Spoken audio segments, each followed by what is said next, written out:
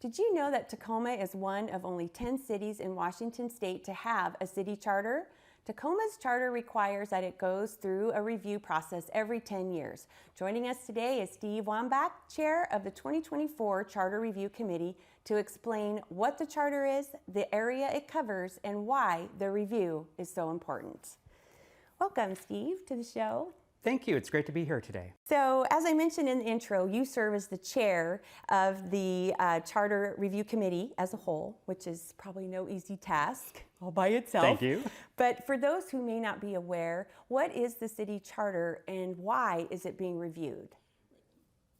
Great question to start off with. The city charter is Tacoma's version of the Constitution. So in school, we all learned about how the U.S. government has a constitution, our state government has a constitution. Well, the version of the constitution for a city is called a charter. So it lays out the basic concepts of our city, our style of government, how we elect a city council. And so that's what the charter is. And we are reviewing it because one of the provisions of the charter is that the people of the Tacoma have an opportunity to dig into it and give it a comprehensive review once every 10 years.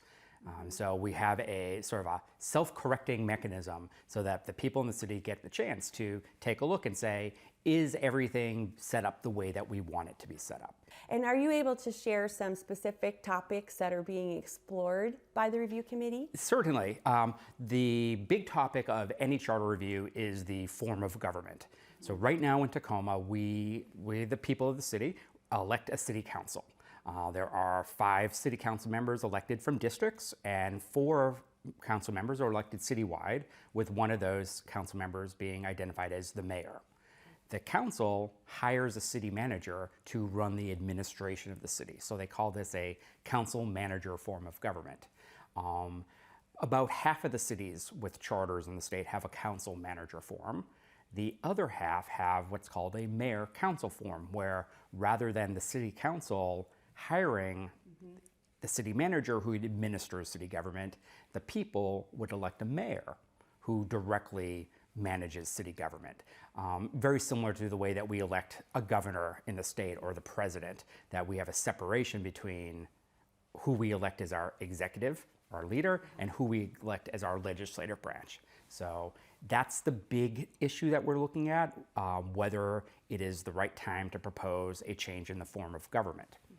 The other issues could be implemented even if we retain the current form of government, if we retain the council hiring the manager. We're looking at whether our city council should be identified as a full-time body. Right now, the mayor is serves full-time, but most of the other council members are officially identified as part-time, and they are paid as part-time. So one concept is a full-time council. Another concept is, even if we retain council manager form of government, giving the council some authority to hire staff independent of the city manager. Right now, and I don't think a lot of folks know this, that the staff that supports our city council, they report to the city manager, which makes sense because the city manager is the council's employee. So everybody reports up to City Manager Elizabeth Pauley. One proposal that we're considering would be to give the council, as an organization, some staff that were independent of the city manager to help the council purely on the policy side of their job, while the city manager's office would continue to be managing the administration. Other topics include taking a look at making changes to our initiative and referendum process, whether we should be looking at incorporating items like police accountability. We have a Citizens Police Accountability Review Board in the city. Should that be included in the charter? So there are topics that are about the form of government, and then there start getting topics into what are some of the basic foundations that we want to see established for the city. So if we want to say more about police accountability or climate change, is there something that we can say about that in the charter to sort of set the tone or the values for the city? So as the Charter Review Committee is is working hard to get these recommendations to the council. When is that timeline? It's a very short timeline. We have to report on our final recommendations on Tuesday, May 7th. Oh boy, lots of work ahead. Lots of work. And as I understand it, there is an opportunity for public comment or ways for the public to be involved. Can you share a little bit about that? There are a couple of different ways that people can get involved. First off, the city has a website that is all about the charter review process, and there is a link on that website for people to directly send a comment that will be sent on to the 15 charter review committee members. We also accept public comment at each of our twice weekly meetings. We meet on Monday evenings and Thursday evenings from 5:30 to 8:30.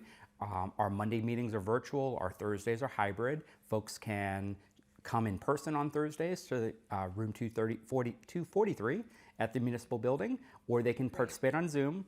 We accept comments at each of those meetings, and then we will be having a larger extended public comment meeting in mid-April. After we have a set of recommendations, we will review our recommendations with the people of the city. Well, Steve, thank you. A special thank you to you and the committee for serving Tacoma so well and all of the work that you're doing behind the scenes. So thank you for taking time out of your busy schedule to share more with our citizens. Well, thank you. It's been great to be here.